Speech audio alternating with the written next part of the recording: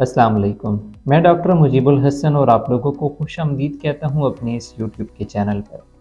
आज इस वीडियो के अंदर हम डिस्कस करेंगे डिजिटेलिस होम्योपैथिक मेडिसिन के बारे में। डिजिटेलिस जो होम्योपैथिक मेडिसिन है ये कार्डियक पेशेंट्स के अंदर इस्तेमाल कराई जाती है।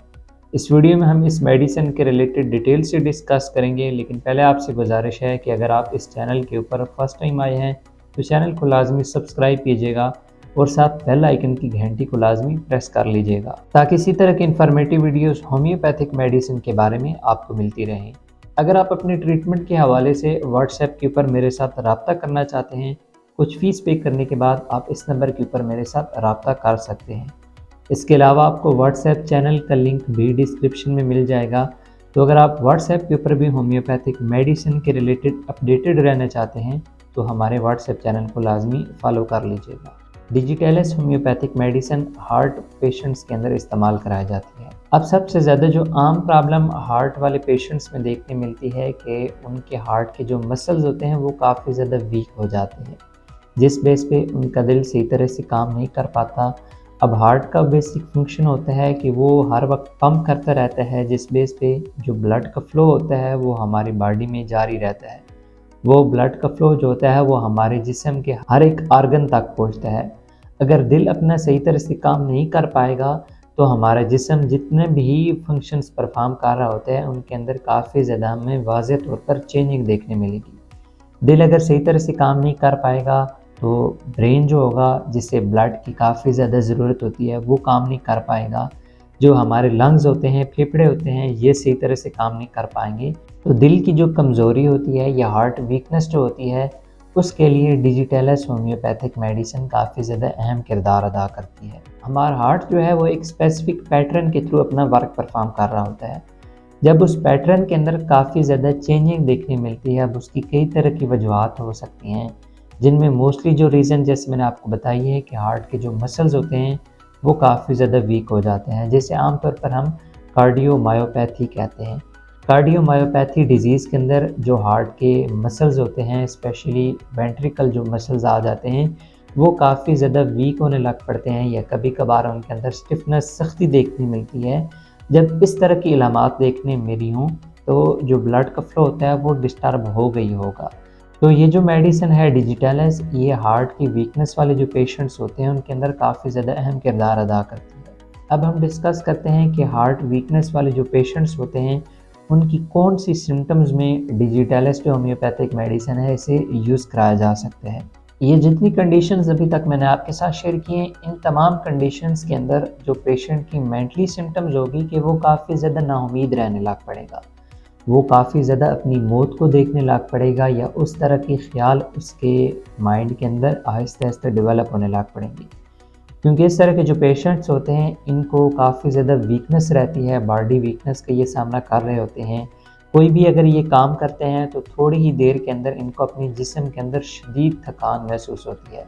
ना सिर्फ ये थकान महसूस होती है बल्कि हार्ट की जो एक बीट होती है जो वाज़ेह तौर पर हर इंसान महसूस करता है, वो इन पेशेंट्स को काफ़ी ज़्यादा महसूस होने लग पड़ती है।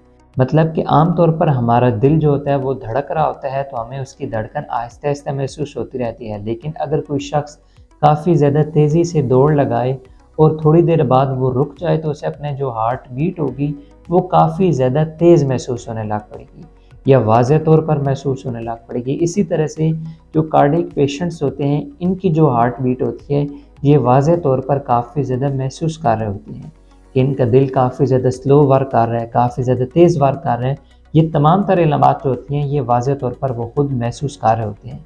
तो जब इस तरह की सिचुएशन को वो फेस करते हैं तो उस टाइम इनकी मेंटली सिम्टम्स इस तरह की डेवलप होने लग पड़ती हैं कि वो काफ़ी ज़्यादा मायूसी या फिर नाउमीदी की तरफ आहिस्ता आहिस्ता जाने लग पड़ते हैं।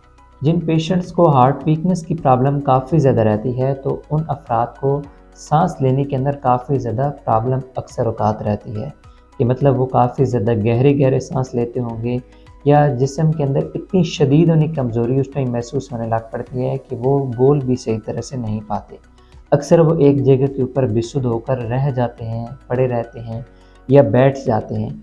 ये तमाम तर जो इलामात हैं ये उन अफराद के अंदर डेवलप होती हैं जिनकी हार्ट बीट जो होती है वो काफ़ी ज़्यादा स्लो होने लग पड़े कि मतलब उनका जो दिल की धड़कन है वो काफ़ी ज़्यादा स्लो हो जाए। जिन पेशेंट्स को हार्ट वीकनेस के साथ लिवर की प्रॉब्लम भी रहती हो कि मतलब उनका लिवर अक्सर डिस्टर्ब रहता है, जिस बेस पे उनको मतली वगैरह काफ़ी ज़्यादा रहती हो, भूख वगैरह सही तरह से ना लगती हो, कभी कभार उनके मुंह का जो जायका होता है वो काफ़ी ज़्यादा डिस्टर्ब हो जाता हो, या बड़ी उम्र के अफराद के अंदर अक्सर देखने मिलता है कि उनका डाइजेस्टिव सिस्टम काफ़ी ज़्यादा मुतासर हो जाता है। अक्सर उन्हें मतली की कैफियत रहती हो, या उनके जो मुंह का जायका हो वो अक्सर मीठा रहने लग पड़ा हो।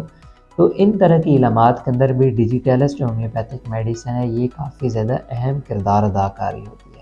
इन इलामात के अलावा अगर हार्ट पेशेंट्स के जो हाथ या पाँव की अंगली हों उनके अंदर सोजन देखने मिलने लग पड़े, या हल्की फुल्की दुखन वगैरह या दर्द वगैरह रहने लग पड़े, तो उन इलामात के अंदर भी डिजिटलिस्ट जो होम्योपैथिक मेडिसिन है ये अपना रोल प्ले कर रही होती है। इन तमाम तरह इलामात के अलावा एक और मेजर सिम्टम जो हार्ट वाले पेशेंट्स के अंदर काफ़ी ज़्यादा देखने मिलती है कि उनको ऐसे महसूस होता है कि उनकी डेथ जो हो वो अचानक से हो जाएगी, मतलब उनका जो दिल हो वो धड़कना बंद कर देगा अचानक से।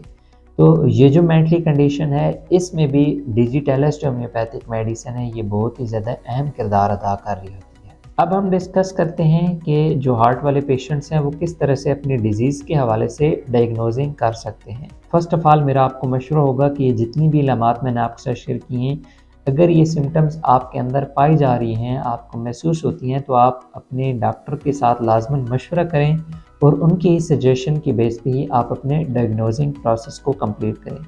नॉर्मली जो इस तरह के पेशेंट्स होते हैं इनमें heart MRI, cardiac CT scan और मुख्तलिफ ब्लड टेस्ट का सहारा लिया जाता है। अब इसके बाद हम लास्ट पर डिस्कस करते हैं कि डिजिटलिस्ट जो होम्योपैथिक मेडिसिन है इसको आप किस तरह से यूज़ कर सकते हैं। लेकिन यहाँ पर ये चीज़ आप दोबारा से माइंड में रख लें कि अगर आप अपने डॉक्टर के साथ मशवरा करके मेडिसिन को इस्तेमाल करेंगे तो ये आपके लिए काफ़ी ज़्यादा फ़ायदेमंद साबित होगी। डिजिटलिस्ट जो होम्योपैथिक मेडिसिन है इसे आप 30 या फिर 200 पोटेंसी के अंदर इस्तेमाल कर सकते हैं। जिन पेशेंट्स को अक्सर औकात दिल की कमज़ोरी महसूस होती रहती है वो इस मेडिसिन को 30 पोटेंसी के अंदर इस्तेमाल करेंगे। 30 पोटेंसी में आपने इस मेडिसिन के 5 ड्रॉप्स सुबह दोपहर शाम 3 टाइम इस्तेमाल करने हैं।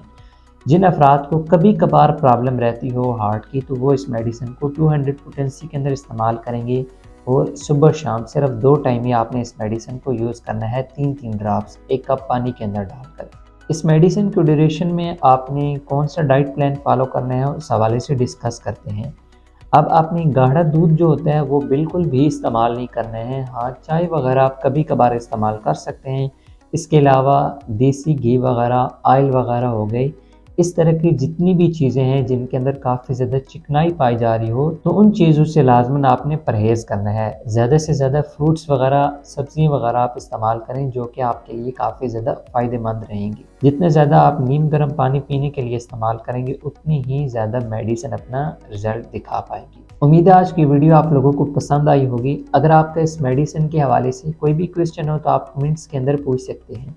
अगर आप मेरे साथ कांटेक्ट करना चाहते हैं अपने ट्रीटमेंट के हवाले से तो कुछ फ़ीस पे करने के बाद ही आप व्हाट्सएप के ऊपर मेरे साथ रब्ता कर सकेंगे।